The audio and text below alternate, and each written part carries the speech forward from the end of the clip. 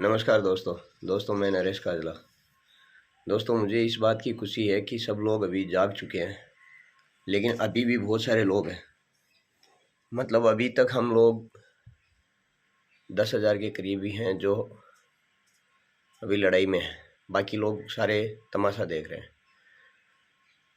मुझे ये भी खुशी है कि जो भाई सीमा पर हैं, जो भाई आर्मी में हैं, जो भाई सर्विस में हैं, वो लोग यहाँ मौजूद लोगों से ज़्यादा जागरूक हैं।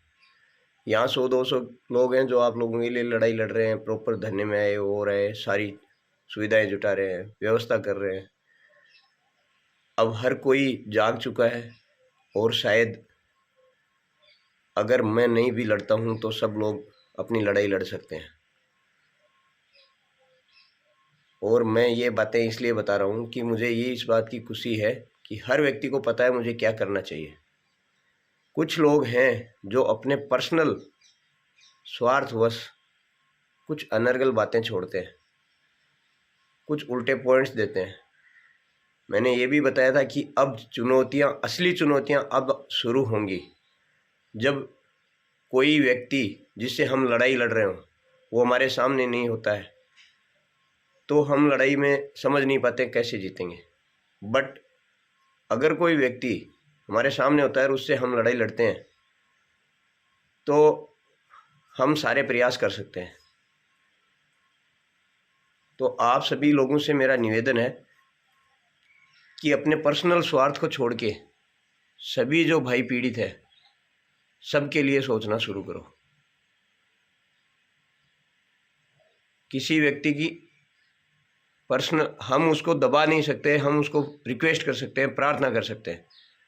अभी तक बहुत सारे लोगों के मन में संशय है कि एफआईआर की है उन्हीं लोगों को पैसा मिलेगा। ऐसा कुछ भी नहीं है, ना मैंने ऐसा कुछ बोला है। एफआईआर नहीं की है वो भी कमेटी सुनिश्चित करेगी, और कमेटी ये भी सुनिश्चित कर रही है कि सफिशिएंट समाधान, मतलब जितने पुराने जो लीडर्स हैं उनके माध्यम से उनकी कुछ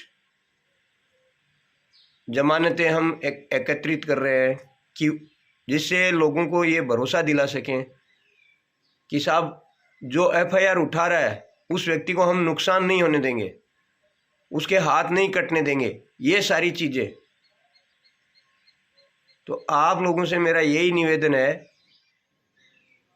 कि जब भरोसा पहले किया था आंख बंद करके एक व्हाट्सएप पे भाई अकाउंट नंबर भेजते ही 20 लाख रुपए ट्रांसफ़र, और अब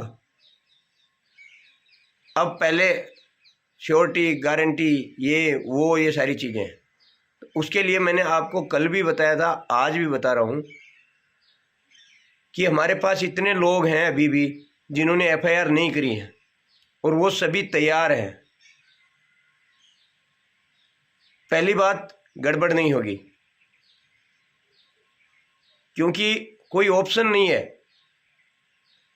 आने के बाद वो खुद बोल रहे हैं कि हाँ हम क्लियर करेंगे, आपकी कमेटी जैसे डिसाइड करेगी उस तरह से हम आपके सुझाव से हम क्लियर करेंगे। जिनकी ईएमआई है उनको पेमेंट करेंगे, जिनको पेमेंट की बहुत ज़्यादा वो है उसको पेमेंट करेंगे। ज़मीन और पैसा दोनों से हिसाब होगा। सिर्फ पैसा तो मुश्किल है, लेकिन ज़मीन, कुछ लोगों को ज़मीन और कुछ लोगों को पैसा करके हिसाब हो जाएगा। तो भी लोग नाराज़ हैं। बहुत सारे लोगों का कहना है कि 10-12 साल अंदर रहने दो, रड़क निकालो, ये निकालो, वो निकालो। उससे क्या होगा? उससे हम लोग जो बेचारे उस स्थिति में हैं, जो अपना खर्चा नहीं निकाल पा रहे हैं, ईएमआई नहीं दे पा रहे हैं, उन लोगों को बहुत बड़ा नुकसान हो जाएगा। और ये वही आदमी वर्ड बोल रहा है जो 4-5 लोगों ने बोला। उन लोगों का जब बैक हिस्ट्री निकाल रहे हैं हम, तो या तो उसके पास अमाउंट्स पहुंचा हुआ है, लम्स अमाउंट, उसके पास 30,000 40,000 इतना बकाया है।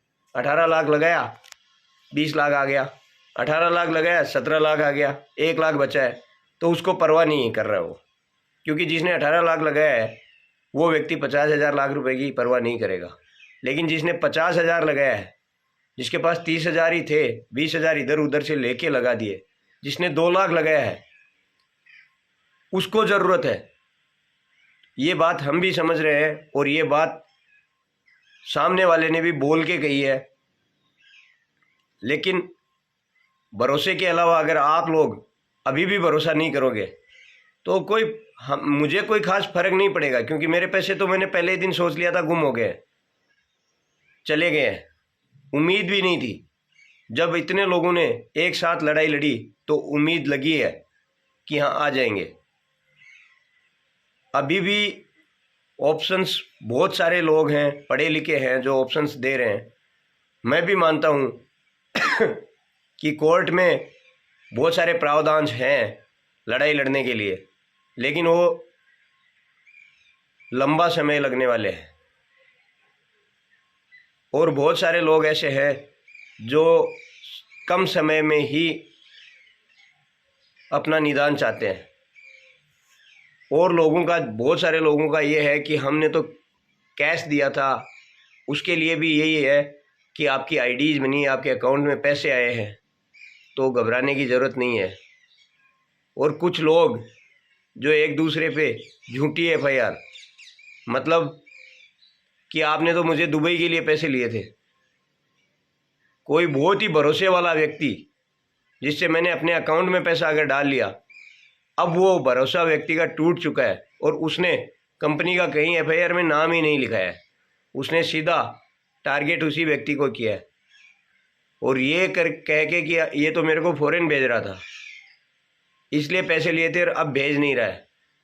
इस तरह के फर्जी काम करने से क्या हासिल होगा? वो व्यक्ति कल तक आपका दोस्त था, और जब कल अगर कंपनी सुलझाती है, पैसा दे रही है, तो आपका जो आपसी व्यवहार था, आप अपने आप को देखने में भी असमर्थ होगे कि मैंने इस व्यक्ति के साथ ये किया था, जबकि आपको पता है कि आपके 6 महीने तक पैसा आया है, 1 महीने का बच गया है, या 1 महीने तक आया है, 5 महीने 7 महीने का बच गया है। उस कंडीशन में भी आप एफआईआर कर रहे हो, वो भी एक दूसरे पे। फिर से मैं निवेदन करता हूँ कि पैसे के लिए अपने ज़मीर को ना गिराएं। पैसा कमा सकते हैं, लेकिन इज्जत, व्यवहार, आपसी लेन देन ये दोबारा नहीं कमा सकते। तो मैं आप लोगों से फिर से निवेदन करता हूँ, एक दूसरे पे एफआईआर मत करिए। जितनी एफआईआर्स हैं, हम जमानत के लिए कोशिश कर रहे हैं कि जमानत हो जाएगी। जमानत होते ही खुद रणबीर जी ने ये बोला है कि आप लोगों को जो ओरिजिनल दस्तावेज है वो बरामद हो जाएंगे, और उसके लिए बॉन्ड साइन करके समिति के अध्यक्ष के पास वो बॉन्ड दे दिया जाएगा कि साहब ये मेरे पूरी की पूरी ओरिजिनल रजिस्ट्री है और ये ज़मीन आपके पास रहेगी जब तक मैं हिसाब नहीं कर देता। और इससे ज़्यादा विश्वास हम क्या करेंगे? सब लोगों का कहना है कि पहले क्यों विश्वास तोड़ा, पहले क्या किया। तो साहब पहले आंख बंद करके भरोसा किया था, अब एक बार विश्वास कर लो, उससे ना तो ये कहीं भाग सकते, क्योंकि इतने लोगों की एफआईआर बाकी है। और जो लोग इनके बचाव के लिए, वो लोग भी हमारे पास अपनी गारंटियां रख रहे हैं कि अगर इन लोगों ने दोबारा गलती करी तो हम सारे के सारे लोग मिलके इनके खिलाफ लड़ाई लड़ेंगे। अभी हमारे आधे भाई जो यहाँ पे है नहीं, वो भी बचे हुए हैं। तो ऐसा कोई ऑप्शन नहीं है। आपको कोई बोलता है कि वो भाग जाएंगे, वो मुकर जाएंगे, ये कर देंगे, तो आप लोगों को डरने की ज़रूरत नहीं है। मुकर जाएंगे तो हमारे पास ऑप्शन ख़त्म नहीं हुए हैं। तो ये डरने वाली कहानी नहीं है, अभी हिम्मत दिखाने की कहानी है। अभी आप लोगों को हिम्मत दिखानी है कि ठीक है, जैसे दिलीप जी ओला ने, जैसे रणजीत सिंह जी शेखावत ने, कि मैं लास्ट तक विश्वास करूंगा। इन लोगों ने जितनी हिम्मत दिखाई, वैसे हिम्मत दिखाने की ज़रूरत है। और जब सब कुछ खो चुके हो, अपने बच्चों का भविष्य इनको दे चुके हो, तो फिर आप लोग एक बार विश्वास करके, अगर विश्वास टूटता है तो आगे की कार्रवाई मेरे को बताने की ज़रूरत नहीं है, वो भी होगी।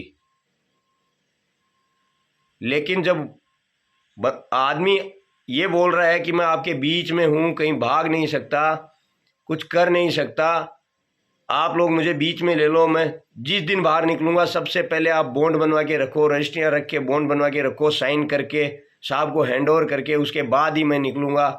उसके बाद भी आप ऐसा बोल रहे हो कि ये चाहिए वो चाहिए, उसकी गारंटी चाहिए उसकी गारंटी चाहिए। तो साहब पैसा आपने कंपनी को दिया था, पैसा कंपनी देगी। कोई व्यक्ति मध्यस्थता इसलिए कर रहा है क्योंकि आप लोग समझ नहीं रहे हो। अपनी गारंटियां वो लोग रख रहे हैं। बहुत सारे लोग बोलते हैं उसके पास 10 करोड़ है, 50 करोड़ है। तो अगर आप उस जगह पे होते, आपने भी पैसा कमाने के लिए लगाया था, अगर आप उस जगह पे होते तो क्या आप पैसा दे देते? लाख 2 लाख करोड़ 2 करोड़ जो भी है, कोई नहीं देता। अब हिम्मत दिखाओ और एकदम से इतना साथ दो कि समझ में नहीं आए कि ये हुआ क्या है, क्या करना चाह रहे थे। उसको सोचो कि हमने पैसा लेने के लिए लड़ाई लड़ी है, अभी इनकी जमानत होगी, उसके बाद में तुरंत हिसाब चालू हो जाएगा।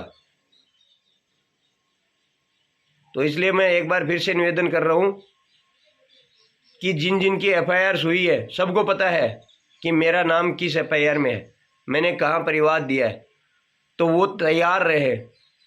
अगर आप लोग 10 दिन में सुलझा लेंगे तो 10 दिन में हिसाब चालू हो जाएगा। आप लोग 1 महीने में चलाएंगे तो 1 महीने में कम से कम एक बार सारे लोग पॉजिटिव हो जाएं। और जिन्होंने FIR करी है, मेरे को पता है कि मैंने FIR करी है, तो मेरे नीचे 175 आदमी हैं, तो उन 175 आदमियों से संपर्क मैं करूंगा तो ज़्यादा जल्दी होगा। कमेटी हर जगह नहीं भाग सकती है, काम टास्क बांट के काम करना है। आप लोग यहाँ पे भी, जयपुर में भी, झुंझुनू में भी, नागौर में, चूरू में, बीकानेर में, सब जगह सॉरी एरिया वाइज हमें वहाँ जाके ये सब हमें करना पड़ेगा। तो मैं आप लोगों से निवेदन कर रहा हूँ कि साथ दो साहब, अब भी साथ की ज़रूरत है। ये मत सोचो कि हाँ हो गया, पैसा आ गया। जब तक आपकी जेब में पैसा नहीं आता है तब तक आपको बैठना नहीं है। कोई व्यक्ति बोलता है कि मैं तो साहब गार्ड की नौकरी कर रहा हूँ, अब 500 रुपये भी खर्च करने की हिम्मत नहीं है। तो साहब 30 लाख रुपए जब लगा दिए तो 500 रुपये से EMI नहीं भरी जाएगी साहब। 1 महीना देना पड़ेगा मुझे, आप लोगों को 1 महीना और देना पड़ेगा। जब पैसा आना शुरू हो जाएगा उसके बाद मैं आपको कभी नहीं बोलूँगा कि नरेश को 1 घंटा दो, लेकिन अभी जब तक क्लियर नहीं होता है तब तक आपको 1 महीना देना पड़ेगा। 1 महीना आप दे दो, उसके बाद जब वापस सारा सुव्यवस्थित हो जाएगा तो मैं आपसे हाथ जोड़ के निवेदन करता हूं कि मैं आपको कभी कॉल भी नहीं करूंगा, कभी कोई मैसेज नहीं करूंगा कि साहब मेरा ये काम है आप लोग साथ दो। ये मेरे साथ साथ आप सभी का है ये काम, इसलिए आप लोग दिल से 1 महीना साथ दे दो। 1 महीना अगर आप लोगों ने साथ दे दिया तो हम वापस अपनी सुव्यवस्थित ज़िंदगी में चले जाएंगे। लालच था पैसे का, डूब गए, लालच में आ गए, बहुत बड़ी सीख ले ली। अब दोबारा कोई लालच नहीं करेंगे, बच्चों को समय देंगे। आप सिर्फ और सिर्फ 1 महीना साथ दे दो, 1 महीने में सुलझ जाएगा। उम्मीद करते हैं 1 महीने में सुलझ जाएगा। अगर नहीं सुलझा तो उसके बाद क्या करना है वो हमने पहले से तय कर रखा है, सभी लोगों ने तय कर रखा है। तो आप अभी एक बार साथ दें और इसको सुलझाने में मदद करें। धन्यवाद।